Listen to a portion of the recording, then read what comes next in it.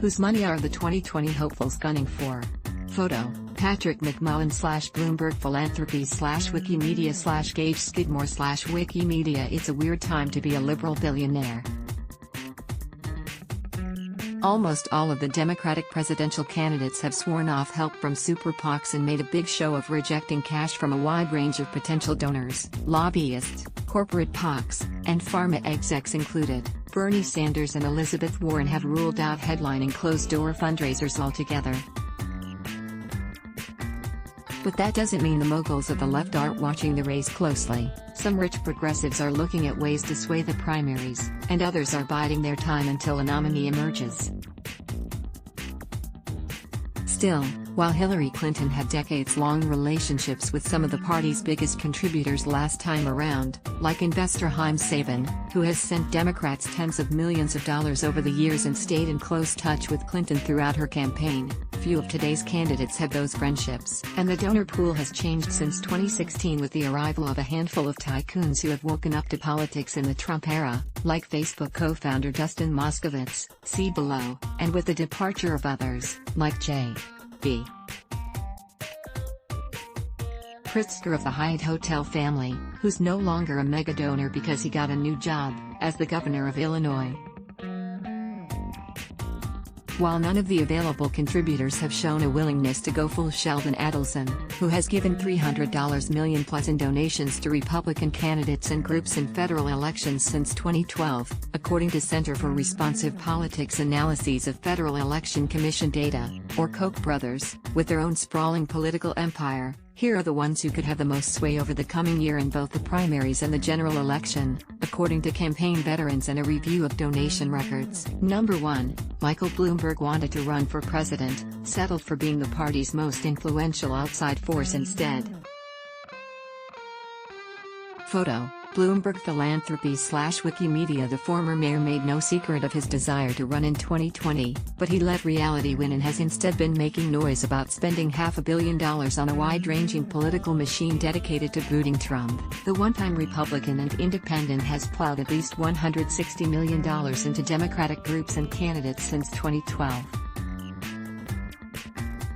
He seems unlikely to spend on the primaries, but he's known to like Joe Biden and to have deep suspicions about Sanders and Warren. Speaking in Iowa earlier this month at a forum organized by the gun reform groups he funds, he joked about Warren's anti-corporate message. "Just to remind you, if my company hadn't been successful, we wouldn't be here today. No."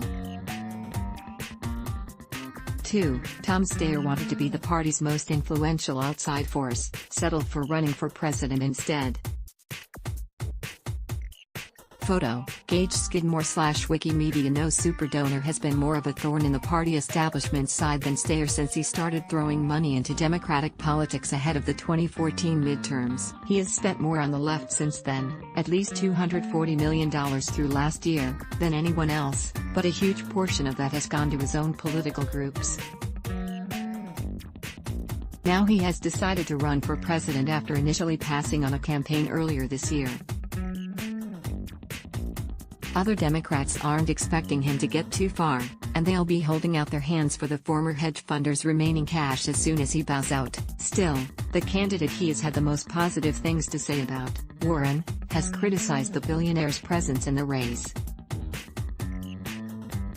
Number 3, George Soros, the left's most prominent benefactor.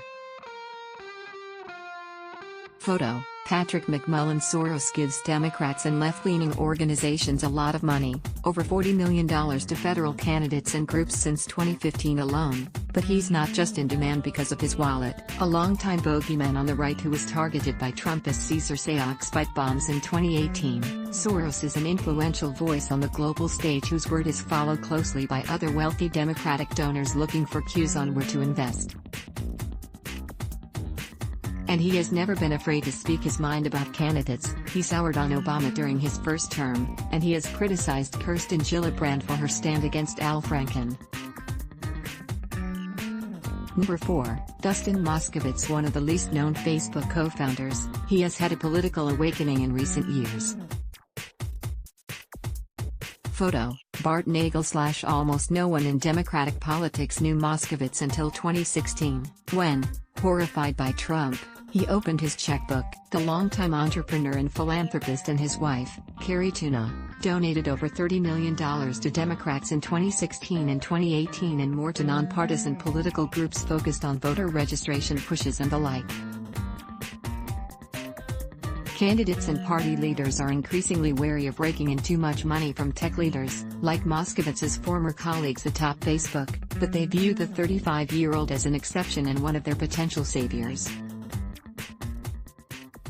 Number 5, Donald Sussman, Freddie Chainer, and Jim Simons, three low-profile magnates who give more to Dems than almost anyone else. Clockwise from left, Simons, Echner, and Sussman. Photo, TED Talk, Stevens Clark / Wikimedia. Clockwise from left, Simons, Echner, and Sussman. Photo, TED Talk, Stevens Clark / Wikimedia. You don't have any idea who these guys are, do you? They're mostly okay with that. Sussman, a hedge fund manager who gave Democrats around $74 million from Obama's re-election through last year's midterms. Echner, a Chicago media don, $75 million, and Simons, a hedge fund pioneer, $67 million, are hardly household names, and they've shown little interest in becoming Steyer or Bloomberg-style celebrities. You may be more familiar with Simons' ex-co-chief executive Robert Mercer, one of Trump's biggest boosters, but all three are at the top of practically every Dem fundraiser's wish list after doling out huge amounts to both Obama and Clinton. Wildcard, Seth Klarman, the one-time GOP megadonor, offers Dems moderate cred, if they're into that kind of thing. Photo, CNBC/YouTube. Klarman is in a somewhat different category. The Boston hedge fund guru doesn't have a long history of writing show-stopping checks, but after years of donating to Republicans, he started giving lots to Democrats following Trump's election. He gave nearly $6 million in 2018 alone. For Dem candidates eager to stick it to Trump or to prove they can reach out to former Republicans, Klarman's support could prove invaluable. Not that he's your average swing voter, of course. This article appears in the August 19, 2019, issue of New York Magazine. Subscribe now. Sign up for the Intelligencer newsletter, daily news about the politics, business, and technology shaping our world. Terms and privacy notice. By submitting your email, you agree to our terms and privacy notice and to receive email correspondence from us. Let's block ads.